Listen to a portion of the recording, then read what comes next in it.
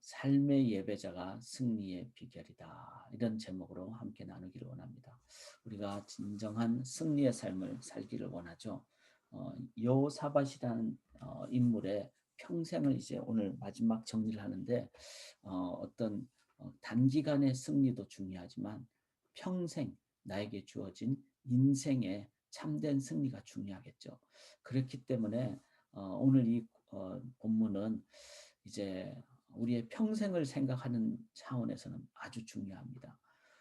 우리 자녀들에게도 이 원리를 가르쳐 주시고 또 오늘 감사절 같이 가족 간에 이제 예배드리고 식사하실 때도 꼭 이 원리를 꼭 가르쳐 주시기를 바랍니다. 또 이제 우리 성도님들 이제 지금까지 살아온 삶을 앞으로 더 이제 잘 끝까지 잘 살기 위한 진정한 승리하기 위한 그 비결을 저희가 오늘 함께 나누기를 원합니다. 일단은 우리는 보통 어떤 질문을 이제 하면서 이렇게 되길 원하죠. 하나님이 내 편이 되면 좋겠습니다. 맞는 것 같지만 실은 하나님이 내 편이라고 생각하는 것은 하나님을 이용하는 것입니다. 그러니까 나를 위해서 하나님을 이용하는 것이죠. 그래서 더 바르게 얘기를 한다면은 하나님이 내 편인가가 문제가 아니라 내가 하나님 편인가, 내가 하나님 쪽으로 가는가, 하나님을 향하는가, 하나님을 의지하는가, 이거를 하나님 편이 되는 거를 뭐라 그러죠? 이용이 아니라 경배. 하나님을 경배할 것인가. 왜냐하면 내가 하나님을 의지하는 거니까, 하나님 편이 되는 거니까 경배하고 의지하고 예배하는 것. 그래서 이거는 진리의 문제입니다. 진리는 타협의 대상이 아니죠. 하나님을 이용하는 것이 아니라 하나님을 경배하는 그 진리의 삶. 그리고 이 진리의 삶을 주일에만 경배할 것인가? 주중에도 경배할 것인가? 이건 뭐죠? 진실의 문제죠. 주일에만 경배한다면 그 진실하지 못한 거죠. 정말 경배는 진심에서 나오는, 진실에서 나오는. 그래서 진심은 뭐죠? 하나님을 진심으로 향하는. 그런데 주중에도 경배한다는 건 뭐죠? 뭐 예를 들어서 직장에 가서도 우리가 막뭐 무릎 꿇고 예배하고 뭐 손을 들고 찬양하고 그렇지 않잖아요. 즉 이것은 뭐죠? 직장 속에서 내가 사람을 대할 때 어떻게 대할 것인가? 그건 진심의 문제죠. 관계의 문제. 그래서 이 진리와 진실과 진심 이 세 가지는 우리가 승리하는 비결입니다.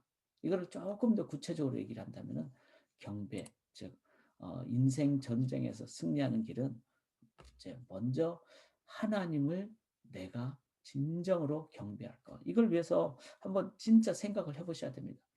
인간이 완벽한가요? 두 가지 면에서 완벽하지 않습니다. 첫째, 죄인이란 점에서 완벽하지 않죠. 두 번째는 뭐죠? 우리는 육체적인 한계를 가진다는 점에서 완벽하지 않죠. 그래서 인간은 어, 인간 스스로를 뭐 자기를 높인다거나 자기가 최고라고 얘기한다거나 자기의 자존심을 뭐 한다거나 자기의 생각을 절대한다거나 이거 다 잘못된 거죠. 왜냐하면 인간이 완벽하지 않은데 죄인인데 죄성을 가졌는데 또 육체의 한계를 가졌는데 그러면 다른 인간을 의지해야 될까요? 그것도 잘못이죠. 우리가 결혼하면은 사람을 사랑해서 결혼하지만 의지해서 결혼하면 실망하게 되잖아요. 완벽한 사람이 없기 때문에. 그래서 하나님 외에는 우리가 그 어떤 물건도 그 어떤 뭐 배경도 돈도 외적인 것도 나 자신도 다른 사람도 의지해서는 안 됩니다. 그럼 결국은 뭐죠? 우리가 의지할 때 진짜 능력을 주시는 분, 그분은 창조주. 그 다음에 죄의 문제를 해결해 주는 구원자. 그리고 우리의 삶의 모든 상황 가운데 함께 하시는 성령 하나님. 이 삼위일체 하나님 외에는 진정한 능력이 없고 해결이 없다는 거죠. 그래서 다른 종교는 삼위일체가 없습니다. 하나님은 완벽한 하나님이시기 때문에 성경을 통해서 우리에게 삼위일체라는 그 하나님의 그 이해를 할 수 있도록 저에게 가르쳐 주시죠. 이 삼위일체 하나님. 그래서 그 하나님을 우리가 의지하는 것, 이게 경배죠. 그래서 이 여호사밧 왕이 이제 에돔, 모압, 암몬, 연합군으로 오니까 얼마나 강력했겠습니까?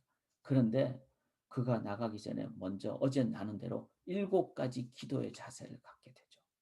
그리고 기도하니까 이미 마음속에 하나님이 평강과 승리의 기쁨을 주시니까 어떻게 하죠?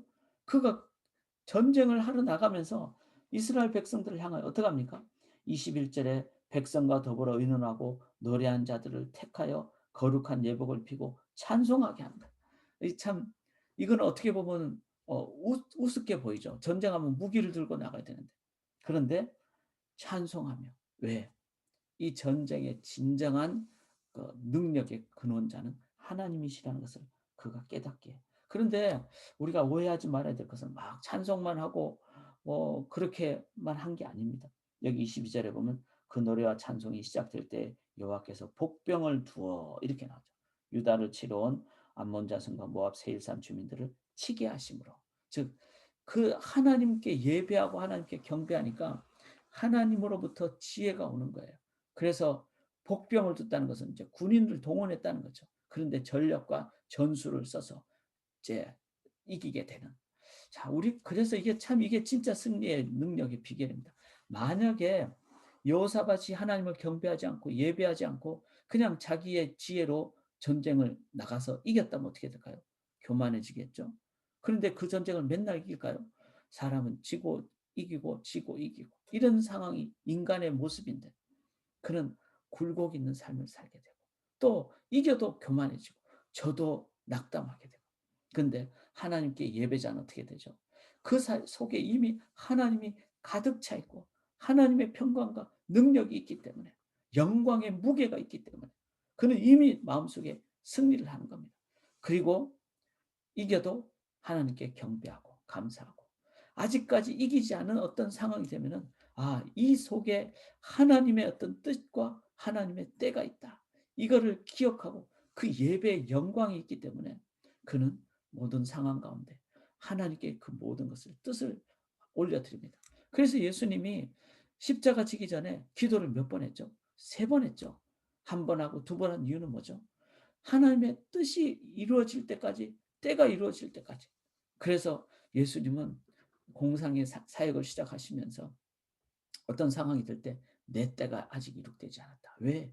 예배자이기 때문에 하나님보다 앞서가지 않는 겁니다. 그리고 하나님의 답이 올 때까지 가장 빠른 답은 뭐죠? 평안의 답이라 그랬죠. 그리고 생명 같은 확신의 답이라 그랬죠. 이것이 있을 때 우리는 구체적인 실질적인 상황이 되지 않아도 내 마음속에 하나님만이 주시는 평강과 기쁨으로 나아가는 것. 그리고 하나님의 그 평안의 답을 얻으시고 그리고 하나님이 구체적인 답을 주실 때까지 인간적인 방법을 사용하지 않는 하나님의 지혜도로 나아가는. 자, 그렇게 그러면서 이제 전략과 전술, 복병 이게 뭐죠? 하나님이 주시는 지혜대로 해야 될 도리를 최선을 다하는 이 일을 이게 삶의 예배자라는 겁니다. 이 예배는요, 여러분 예배는 하나님의 지혜를 받는 길입니다. 지금 예배자이십니까? 우리가 이 자리에서 그리고 삶의 모든 상황 가운데 예배자가 되는. 자, 이런 가운데 여호사밧 삶의 전체의 승리를 위해서 아쉬운 점이 있습니다. 그게 뭔가 하면은 33절에 보면은 산당만은 철거하지 아니하였으므로 백성이 여전히 마음을 정하여 그들의 조상들의 하나님께로 돌아오지 아니했다. 이 산당은 어떤 곳이죠? 산당은 모든 지역에 있었어요. 그 다음에 가장 높은 곳에 있었습니다. 잘 보이는 곳에. 그러니까 그들의 삶의 기준이고 그 산당은 우상, 이방 신의 어떤 그 의미가 담겨져 있는. 근데 우상들, 이방 종교는 뭐죠? 다 인간의 욕심을 극대화한 것이죠. 그래서 물질을 요구한다든지 내 자녀가 잘 되기를 원한다든지 건강하기를 원한다든지 그것은 필요는 하지만 그것 자체가 절대화되는 것이 산당이었어요. 이 산당은 실은 오늘날로 얘기하면 문화입니다. 문화. 우리의 삶의 내적인 가치관. 그 다음에 우리의 옷은 어떤 옷을 입어야 되는가. 우리의 집은 어떤 집을 가져야 되는가. 우리의 어떤 관계는 어느 정도의 수준을 유지해야 되는가. 이거 다 문화죠. 그런데 그 문화가 산당 문화라면은 우리는 삶의 능력이 없어요. 왜냐하면은 말로는 하나님 믿는다 그러는데 실제 우리의 보고 듣고 입고 먹고 이런 문화는 전부 다 산당 문화이기 때문에 그는 진정한 예배가 아니죠. 그런 의미로 이 여호사밧의 아쉬운 점은 산당을 끝까지 제거하려고 했지만 다 제거하지 못했기 때문에 백성들의 마음이 하나님께로 돌아오지 못한 거예요. 저는 이게 오늘날 우리 일주일간의 문화라고 생각합니다. 산당 문화. 이런 면에서 문화 변혁이 돼야 되는가. 그래서 그 시작이 저는 이 새아침 기도라고 생각합니다. 하루에 첫 시간을 하나님께 드리고 그렇게 나아갈 때 우리는 참된 첫 시간을 하나님께 드림으로 오늘 꼭 기도하시기 바랍니다. 기억하시기 바랍니다. 나는 삶의 예배자인가. 자, 그 다음에 이제 아시아가 여호사밧이 좀 어려웠던 부분이 바로 북쪽 왕인 이제 아시아죠. 35절에 보면. 근데 아시아는 심히 악을 행한 자였어요. 근데 악을 행한 자와 이 에시온 게벨에서 뭐 합니까? 배를 만들어 가지고 다시스까지 우리가 무역도 하자. 그러면 배를 만들기 위해서 얘기도 해야 되고 뭐 돈도 같이 써야 되고 시간도 같이 보내야 되고 그 속에는 뭐가 있죠? 세속 관점이 그냥 들어올 수밖에 없다는 거죠. 그러니까 이 야합에 대해서 이제 선지자를 통해서 엘리에셀을 통해서 이제 하나님부터 꾸지람을 받죠. 우리의 관계는 어떻게 해야 되죠? 야합의 관계가 돼서는 안 됩니다. 많은 경우가 이 관계가 때문에 어렵죠. 그런데 우리의 관계는 어떤 관계죠? 여기 바로 십자가 관계가 됩니다. 십자가는 뭐죠? 제가 늘 말씀드렸죠. 인자와 공의가 이루어진 것. 인자는 뭐죠? 죄만 정벌하면은 우리는 사람 사귈 수가 없죠. 인자로 나가야 돼요. 그런데 그 죄에 대해서는 반드시 해결해야 되죠. 그게 공의잖아요. 그래서 그 죄의 그 공의와 인자가 함께 있는 십자가 관계. 그래서 예를 들어서 우리 자녀가 잘못하면 그냥 용서해줘 버리면 어떻게 내버려 둬 버리면은 그는 스포일 되죠. 분명히 죄라는 거 인정을 해야 돼. 부부관계도 마찬가지예요. 부부관계도 막 아내가 막 외도를 하는데 괜찮다 괜찮다 그럴 수도 없죠. 그런데 호세아 경우처럼 잘못된 것에 대한 정확한 그 잘못에 대한 그 인정, 그와 함께 용서가 있는. 뭐 외도 부분은 성경의 부분이 있기 때문에 그건 우리도 그건 잘 보긴 봐야 됩니다. 그런데 이제 이런 관계에 있어서 우리가 공의와 인자가 같이 갈 때, 뭐 예를 들어서 부부 싸움 같은 경우에 이 십자가를 적용하면은 우리가 소리 안 지르게 돼요.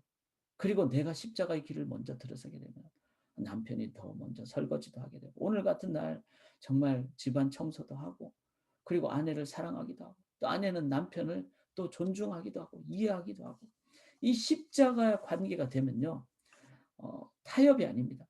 그리고 두려워하거나 떨거나 그렇지 않습니다. 내가 하나님 앞에서 하나님의 자녀인데 그리고 사람들을 향해서 공의와 인자와 공의로 나아가는 자, 이 문화의 영역과 관계의 영역까지도 하나님 중심으로 나가는 걸 뭐라 그러죠? 바로 삶의 예배자라고 합니다. 삶의 예배자. 내 평생 24시간 그다음에 7 days 365일 내가 예배가 나의 문화 속에서도 관계 속에서도 적용될 때 삶의 예배자가 될 때 예배는 하나님의 능력을 힘입는 길이기에 내가 하나님 편이 되는 그 경배로 나아가실 때 사랑하는 여러분 하나님의 그 능력으로 기쁨으로 충만으로 오늘 진짜 모든 상황 가운데 감사가 넘치시기를 주님의 이름으로 간절히 기원합니다. 우리 앞부분만 한번 믿음으로 찬양하겠습니다. 모든 상황 속에서 모든 상황 속에서 주를 찬양할지라 주의 너의 큰 상급 큰 도움이시라 주의 얼굴 구할 때 주의 영을 보사 크신 사랑 안에서 주를 보게 하소서 믿음의 믿음의 눈 들어 주를 바라봅니다. 모든 상황 가운데 믿음의 눈을 들어 주를 바라봄으로 진정한 승리하시기를 기원합니다.